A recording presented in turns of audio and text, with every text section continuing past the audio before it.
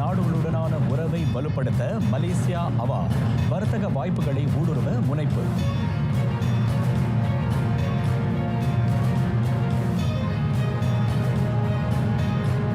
இணைய மோசடி அச்சுறுத்தல்களை களைய டிக்டாக் உறுதி. டத்தோஸ்ரீ அன்வாருடன் நிர்வாக அதிகாரி சந்திப்பு.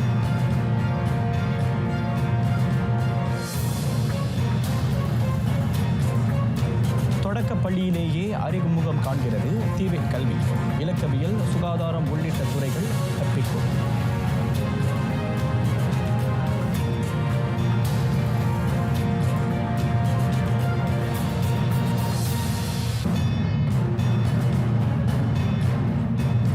வணக்கம், அஸ்ஸலாம் மலேசிய மடானி. ஆர்த்தியம் தமிழ் செய்திகள் உங்களுக்காக. உங்களுடன் நான் ஹரிஹரன் சண்முகநாதன். மலேசியாவுக்கும் பூமியின் தெற்கத்தி நாடுகளுக்கும் இடையிலான உறவு வலுப்படுத்தப்பட வேண்டும். அந்த வட்டாரத்தில் பரந்த வாய்ப்புகளை கண்டறியவும் ஊடுருவவும் அது அவசியம். உலகின் வியூக மாற்றங்களுக்கு ஏற்ப பல்வகை கூட்டணிகளுக்கு நாடுகள் ஆயத்தமாக வேண்டும் என பிரதமர் டத்தோஸ்ரீ அன்வார் இப்ராஹிம் கேட்டுக்கொண்டார். குறிப்பிட்ட அல்லது வரம்புக்கு உட்பட்ட நாடுகளுடன் மட்டுமே அரசதந்திர வர்த்தக உறவுகளை பேணும் சூழல் மாற வேண்டும். புதிய வாய்ப்புகளை நாடுவது, ஒத்துழைப்புகளை ஏற்படுத்திக் கொள்வது இருவழி முன்னேற்றத்துக்கு வழிகோலும் என பிரதமர் வலியுறுத்தினார். பூமியின் தென்பகுதி நாடுகளில் அதிக வாய்ப்புகள் காணப்படும் நிலையில் அவற்றை பயன்படுத்திக் கொள்ளும் சாதகத்தை மலேசியா முனைந்திருப்பதாக அவர் கூறினார். மலேசியா பெரு தொழில்துறை தலைவர்களின் வட்ட மேசை கூட்டத்தை தொடக்கி வைத்து டத்தோஸ்ரீ அன்வார் உரையாற்றினார். பெருவில் ஹலால் சூழியலை உருவாக்க மலேசியா எண்ணம் கொண்டுள்ளது. தென் அமெரிக்க சந்தையில் மலேசியாவின் ஹலால் பொருள்களை ஏற்றுமதி செய்ய ஏதுவாக சான்கே துறைமுக மேம்பாடு வழிகோலும் என பிரதமர் கோடி காட்டினார். தென் அமெரிக்காவுக்கும் சீனாவுக்கும் இடையேயான வர்த்தக மையமாக அந்த துறைமுகம் விளங்கும். 350 கோடி டாலர் செலவில் அது கட்டப்பட்டு வருகிறது. வடக்கு லீமாவிலிருந்து 80 கிலோமீட்டர் தொலைவில் அது அமையப்பெறும். இன்னும் சிறிது காலத்தில் நிறுவப்படும் அது மலேசியாவின் எண்ணத்தை ஈடேற்றும் என்ற நம்பிக்கையை அவர் வெளிப்படுத்தினார். பெரு அதிபர் டீனா எர்சிலியா பொலுவார்த்தே ஜகாராவுடன் அந்நாட்டு அரசு மாளிகையில் நடைபெற்ற இருவழி சந்திப்புக்கு பின்னர் டத்தோஸ்ரீ அன்வார் அந்த அவாவை வெளிப்படுத்தினார். மலேசியாவில் டிக்டாக் பிணைப்பு வளத்தில் பரவும் இணைய மிரட்டல், மோசடி, அச்சுறுத்தல்கள் அவற்றை களைய உரிய நடவடிக்கை எடுக்கப்படும் என உத்தரவாதம் அளித்துள்ளார் டிக்டாக் நிர்வாக அதிகாரி ஷாவ் ஜி சூ. பெருவில் டத்தோஸ்ரீ அன்வாரை சந்தித்த அவர் அந்த உறுதியை வழங்கினார். அந்த இலக்கை எட்ட தொடர்பு பல்லூடக ஆணையம், பேங்க் நகாரா ஆகியவற்றுடன் ஊராட்சி தரப்பினருடனும் டிக்டாக் கைகோர்க்கும். சமூக ஊடகங்களையும் இணைய அழிப்பானை சேவைகளையும் கட்டுப்படுத்துவதற்கு ஒழுங்குமுறை கட்டமைப்பு உருவாக்கப்பட வேண்டிய தேவை இருப்பதை பிரதமர் சுட்டினார். மேலும் சமூக பிணைப்பு தளங்களை கட்டுப்படுத்துவதற்கு புதிய முன்னெடுப்பு அடுத்த ஆண்டு தொடங்கி கையாளப்படும் என டத்தோஸ்ரீ அன்வார் உறுதியளித்தார். எல் சோல் டெல் பெரு பெரு அரசாங்கத்தின் மிக உயரிய அந்த விருது பிரதமருக்கு வழங்கப்பட்டது.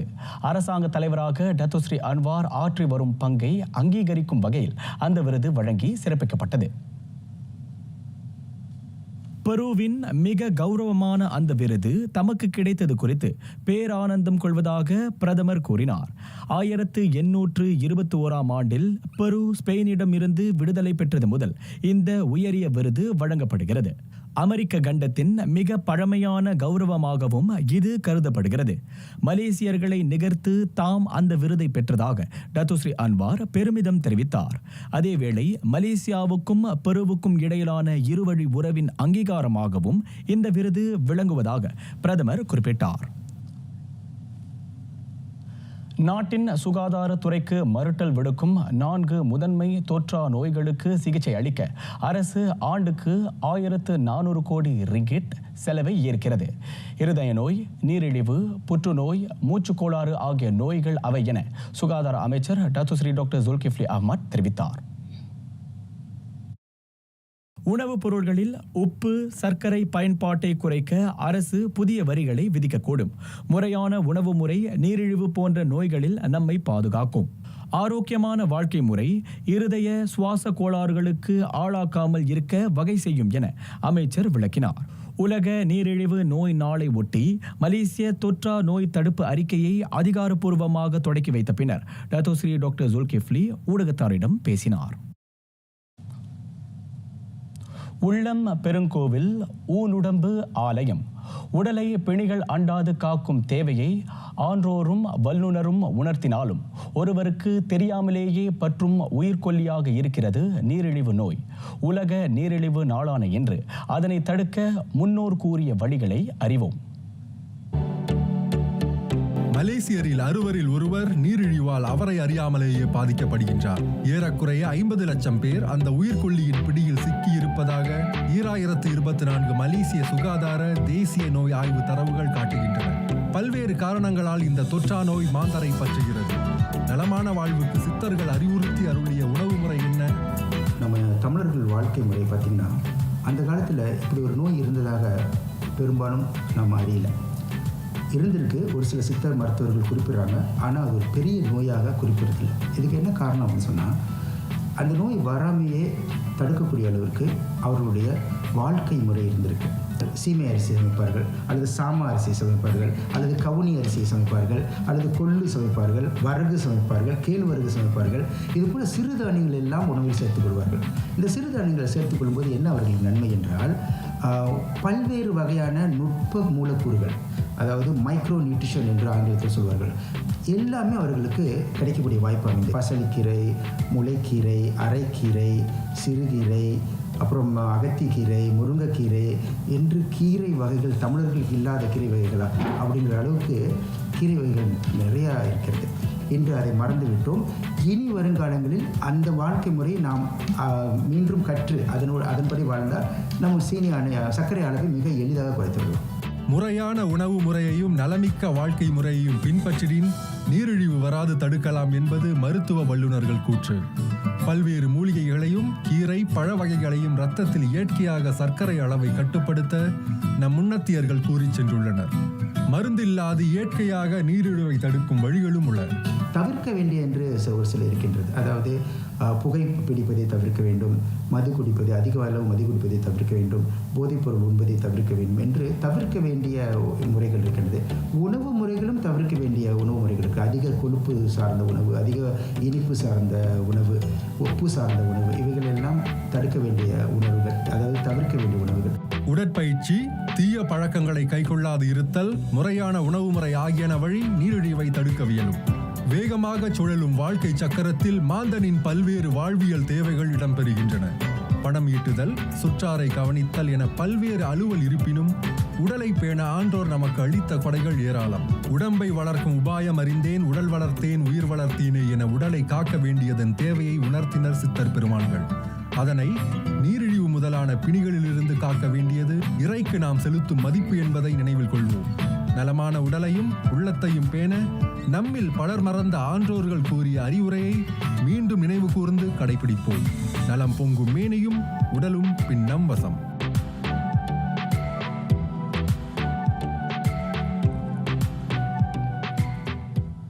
மீரோஸ் மலேசிய சாலை பாதுகாப்பு ஆய்வுக் கழகம் அறிமுகப்படுத்தியுள்ள மின் வாகனங்களுக்கான பாதுகாப்பு வழிகாட்டுதல்களை அதிகரிக்கும் முயற்சி அவை வாகனத்தின் பாதுகாப்பு நிர்வாகத்தின் செயல்திறனை மேம்படுத்தும் என போக்குவரத்து அமைச்சர் ஆந்தனி லோக் தெரிவித்தார்.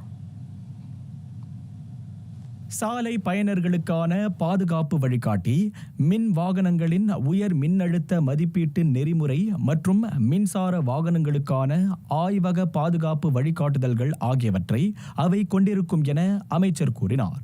மின் வாகனங்களின் பயனீடு அதிகரித்துள்ளதால் அதன் தொடர்பான பாதுகாப்பு வழிகாட்டல் முக்கியம். அதற்கான வழிகாட்டுதல்களை இணையதளம் மற்றும் போக்குவரத்து அமைச்சின் அகப்பக்கத்தில் நாடலாம் என ஆந்தனி லோக் குறிப்பிட்டார்.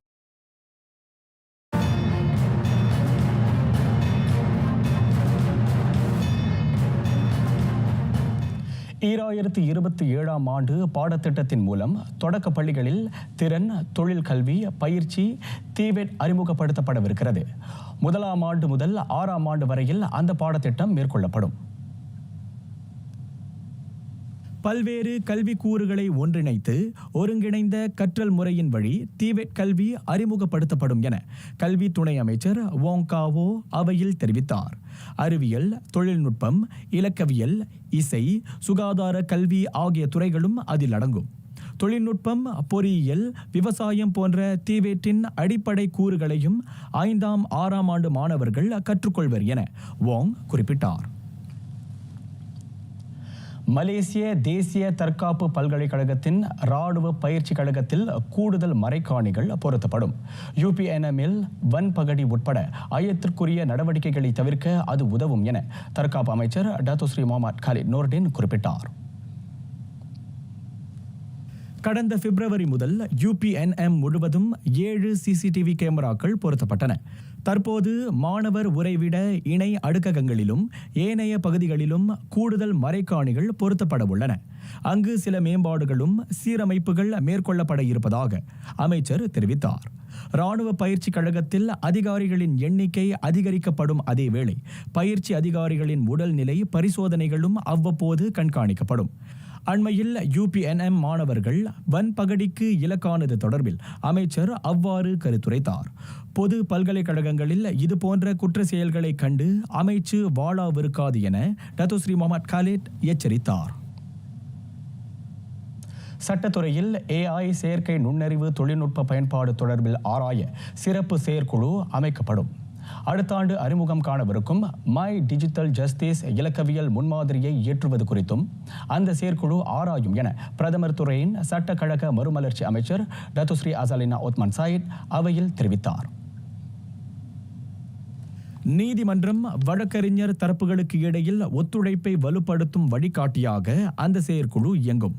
குறிப்பாக நீதித்துறையின் முற்றிலும் விளக்க முடியாத வழக்குகளை கையாள செயற்கை நுண்ணறிவு தொழில்நுட்பங்கள் உதவும் என அமைச்சர் குறிப்பிட்டார்.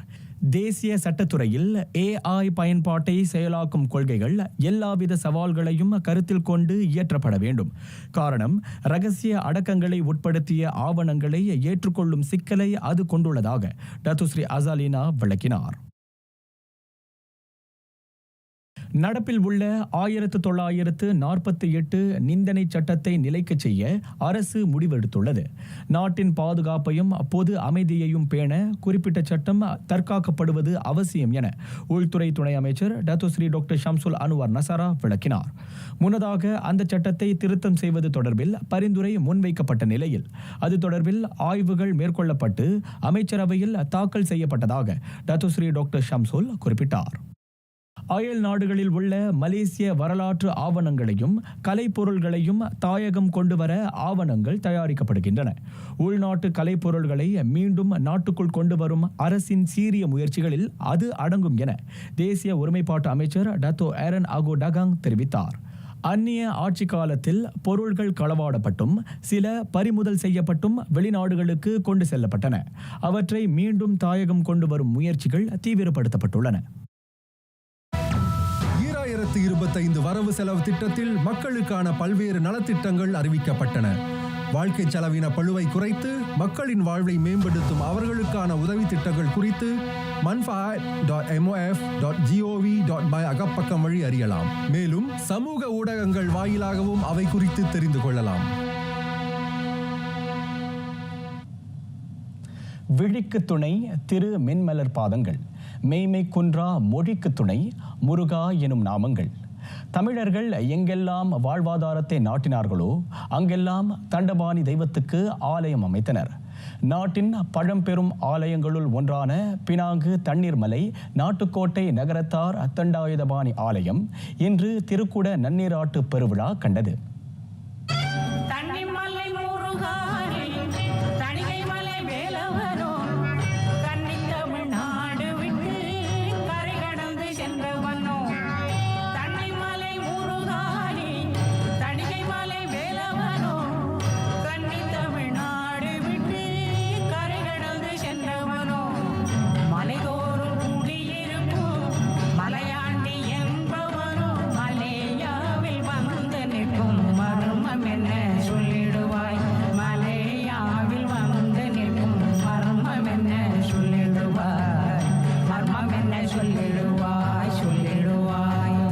என்றாலே தண்ணீர் மலை நம் நினைவுக்கு வருவது இயல்பு. திரைக்கடல் ஓடியும் திரவியம் தேடு எனும் பழமொழியை மெய்ப்பிக்கும் நாட்டுக்கோட்டை நகரத்தார் 19ஆம் நூற்றாண்டில் மலையகத்தில் கால் வைத்த காலத்திலேயே மால் மருகனுக்கு பினாங்கில் ஆலயம் அமைத்தனர். வாட்டர்ஃபால் சாலையில் அமைந்ததாலும் அருகில் பினாங்கு தீவுக்கே தண்ணீர் வழங்கும் அணை இருந்ததாலும் அந்த பகுதி தண்ணீர் மலை என்றழைக்கப்பட்டது. 1857ஆம் ஆண்டில் நாட்டுக்கோட்டை நகரத்தார் அருள்மிகு தெண்டாயுதபாணி ஆலயம் முதல் திருக்குட நன்னீராட்டு பெருவிழா கண்டது. அன்றே பர்மா தேக்குகளை கொண்டு நகரத்தார் கலை நுணுக்கத்துடன் இந்த ஆலயம் எழுப்பப்பட்டது. தைப்பூசம் இங்கு உலக புகழ்பெற்ற பெருவிழா. மலையகத்தில் முதல் வெள்ளி ரதம் பெற்று 100 ஆண்டு தேரோட்டம் கண்ட பெருமைக்குரியதும் இந்த ஆலயமே. சீரமைப்புகள் செய்யப்பட்டு இன்று 8ஆம் திருக்குட நன்னீராட்டை கண்டார் தெண்டபாணி தெய்வம். தமிழகம் பிள்ளையார் பிச்சை குருக்கள் தலைமையில் சீர்மிகு முறையில் குடமுழுக்கு நடைபெற்றது.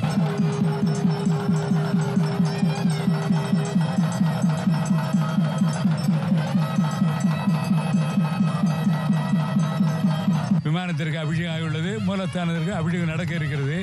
பக்த கோடி பெருமக்கள் 8ஆம் தேதி தொடங்கி அனுக்கியிலிருந்து பூர்வாங்கங்கள்லாம் சிறப்பாக நடந்து 11ஆம் தேதி யாக பூஜை ஆரம்பித்தாங்க. 6 கால யாக பூஜை மிக மிக சிறப்பாக நடந்தது. இந்தியாவிலிருந்தும் மற்றும் மலேசியா, சிங்கப்பூர், இலங்கைக்கு சுற்றியுள்ள தமிழ் அன்பர்கள் வாழக்கூடிய எல்லா இடங்களில் உள்ள கோவிலில் இருந்தும் எல்லாரும் வந்திருக்காங்க. எனக்கு இந்த பணி 3வது முறையாக கிடைத்திருக்கிறது. தண்ணீர் மலை முருகன் பினாங்கு மக்கள் வழிபட்டு வரும் கடவுள் அல்ல, அவர்களின் உடலும் உள்ளமும் ஏன் உயிரும் நிறைந்தவன். வேலை நாளாக இருந்தாலும் 5000க்கும் மேற்பட்டோர் வந்திருந்து குடமுழுக்கை தரிசித்தனர். பட்டவத்திலிருந்து இங்கே வர்றதுக்கு ஏறக்குறைய ஒரு 40 நிமிடத்தில் வந்துட்டோம். வந்து காத்திருந்து இந்த அரிய வாய்ப்பு எங்களுக்கு கிடைச்சதுக்கு உண்மையிலே நாங்கள் ரொம்ப கொடுத்து வச்சுக்கணும். ஒரு 2-3 மணி நேரம் நம்ம காத்திருந்தாலும் இந்த அபிஷேகம் டைமில் வந்து பேர் இன்பம், பேர் மகிழ்ச்சி, அந்த முருகனே நேராக வந்து கண்டு கழிக்கிற மாதிரி ஒரு உணர்வு எங்களுக்கு. ஸோ இதை நாங்கள் மறக்க மாட்டோம். எங்கள் ஆயுள் காலம் முழுவதும் நாங்கள் மறக்க மாட்டோம். ஆனந்தம், மகிழ்ச்சி, எங்களுக்கு ரொம்ப ரொம்ப சந்தோஷம். எவ்வளோ நேரம் காலையில் வந்து காத்திருந்து பார்த்தாலும் அந்த உள் உணர்வை வந்து எங்களால் வெளிப்படுத்தவே முடியாது. எவ்வளோ சந்தோஷமாக இருக்குன்னு சொல்லிட்டு எத்தனை கோடி கோடி ஜென்மங்களில் புண்ணியம் செய்தோமோ இன்று இதை நாங்கள் காண எங்களுக்கு ஒரு வாய்ப்பு இருந்தது. இந்த வாய்ப்பு தந்ததற்கு முருகனுக்கு எங்களோட மனமார்ந்த நன்றிகள். அடுத்து வரும் 48 நாட்கள் ஆறுமுக பெருமானுக்கு மண்டல பூஜைகள் நடைபெறும். கத்தும் கடல் தாண்டி வந்து தண்ணீர் மலையில் குடிக்கொண்டான் தண்டபாணி தெய்வம். பத்தினி இருவரை விட்டுவிட்டு பாய்மரம் ஏறி இந்த மலை நாட்டில் அமர்ந்தானோ.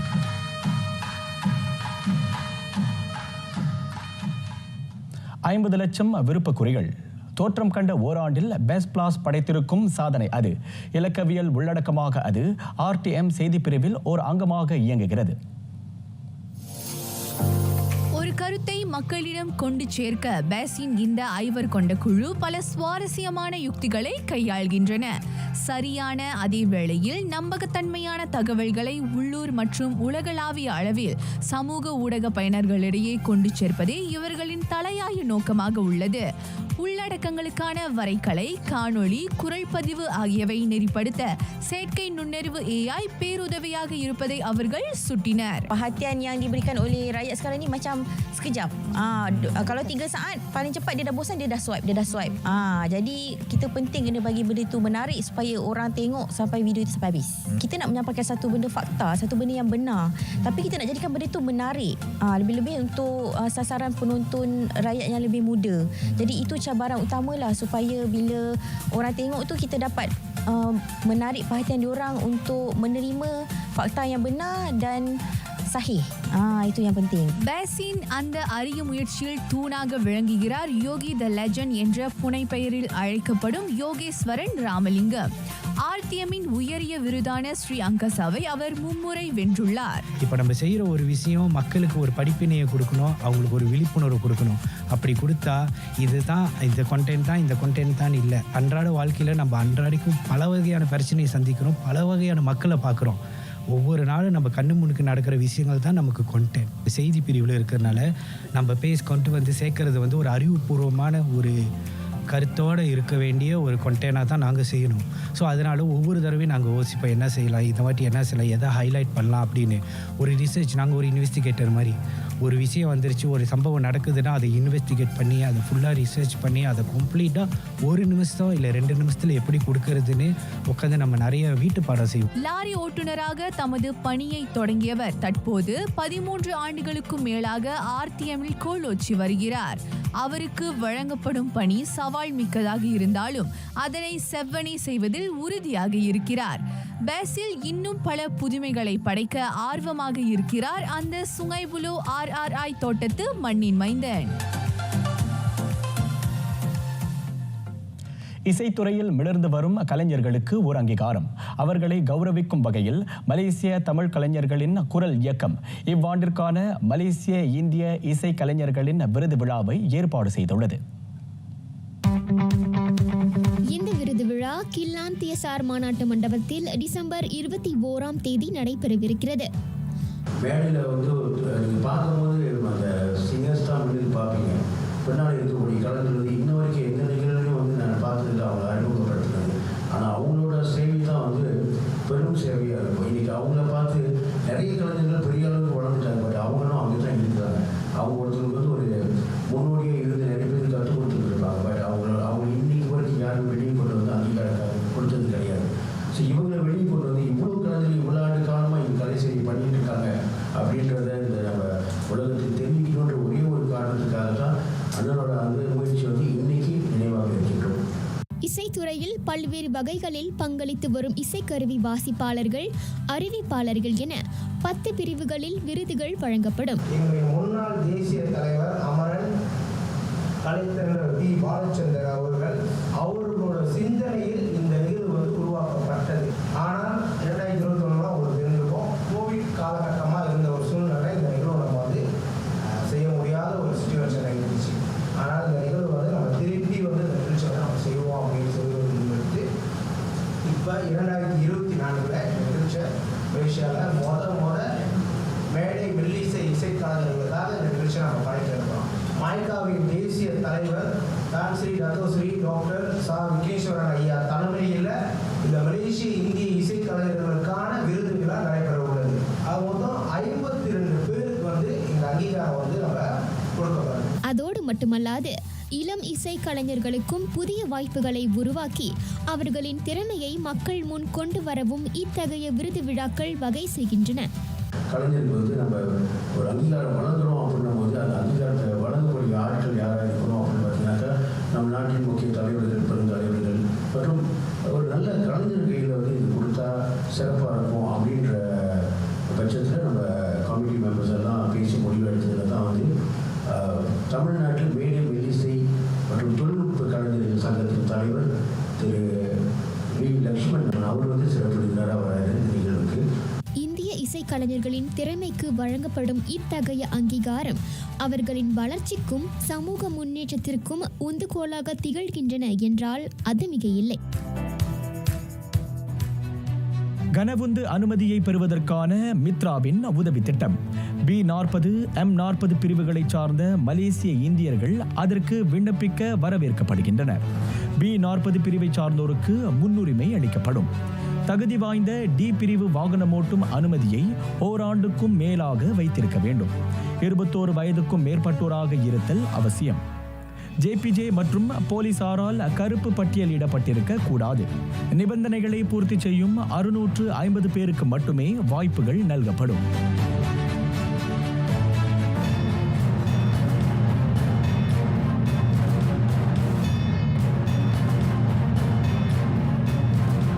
கடும் பொருளாதார நெருக்கடியை சந்தித்த இலங்கையில் இன்று பொது தேர்தல் நடைபெற்றது. அனுரா குமாரா டிசாநாயக்கே அதிபரான பின் சந்திக்கும் இந்த முதல் பொது தேர்தல் அவருக்கு வெற்றி மகுடத்தை சூட்டும் என கணிக்கப்பட்டிருக்கிறது.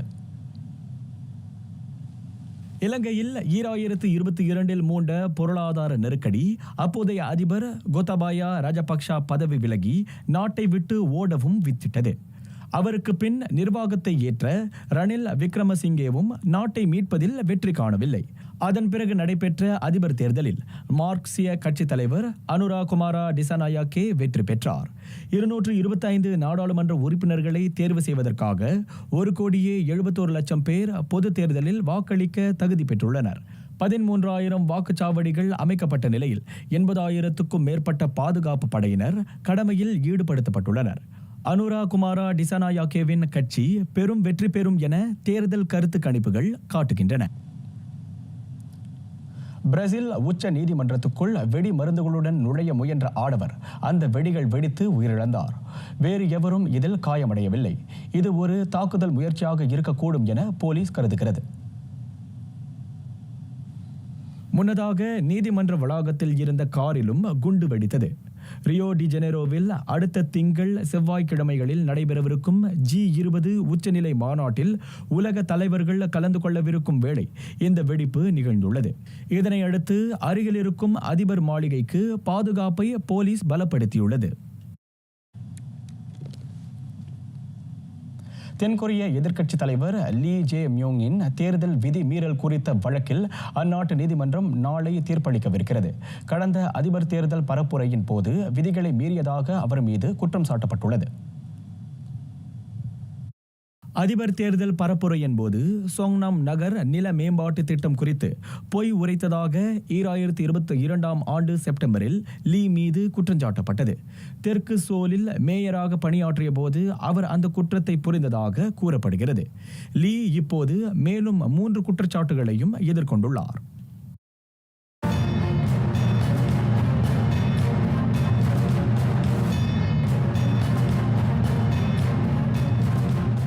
ஒன் ரொஹைமி ஒன் இஸ்மாயில் பினாங் FC காற்பந்து அணியின் புதிய தலைமை பயிற்றுனராக அறிவிக்கப்பட்டுள்ளார். அந்த காற்பந்து அணியை ஒன் ரொஹைமி 2024-2025 பருவம் இறுதி வரையில் வழிநடத்துவார். 48 வயதான அந்த தேசிய அணியின் முன்னாள் தாக்குதல் வீரர் உள்ளூர் காற்பந்து அரங்கில் பரந்த பட்டறிவை கொண்டிருப்பதாக பினாங் FC தலைவர் டேனியல் கோய் ஜீசன் தெரிவித்தார். ஒன் ரொஹைமி வரவால் பினாங்கு காற்பந்து அணி பலம் பெற்று சூப்பர் லீக் பட்டியலில் சிறந்த நிலையை எட்டும் என டேனியல் கோய் நம்புகிறார். தற்போது அந்த பட்டியலில் பினாங்கு 11 புள்ளிகளுடன் 11ஆம் நிலையை வகிக்கிறது. முதலிடத்தில் இருக்கும் ஜோஹோ டருல் தக்ஸிம் அணியுடன் ஒப்பிடுகையில் 29 புள்ளிகள் பின்னால் அது உள்ளது. தேசத்திற்கு முன்னுரிமை அளிப்பீர்.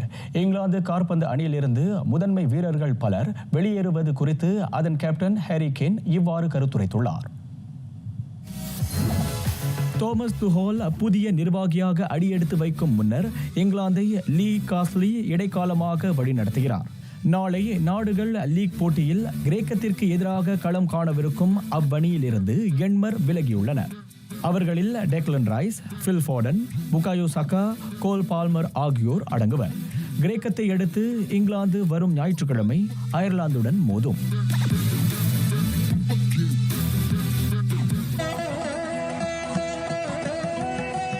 ஞானக்குரல் வீட்டு நெறிப்பா ஓசை பரிச முருவன் சுவை நாற்ற மாசைப்படுத்து மலரு மாந்தனின் ஐம்புலன்களே இன்ப வாழ்க்கைக்கு காந்தமாய் விளங்குகின்றன. ஒலி, உணர்வு, பார்வை, சுவை, மனம் ஆகியவை ஆசையை உருவாக்கி இன்பமான வாழ்க்கைக்கு வித்திடுவதாக உரைக்கிறார் அறிவு பிராட்டி ஔவை. நிறைவடைகின்றன ஆர்த்தியம் தமிழ் செய்திகள். எங்களோடு இணைந்ததற்கு நன்றி.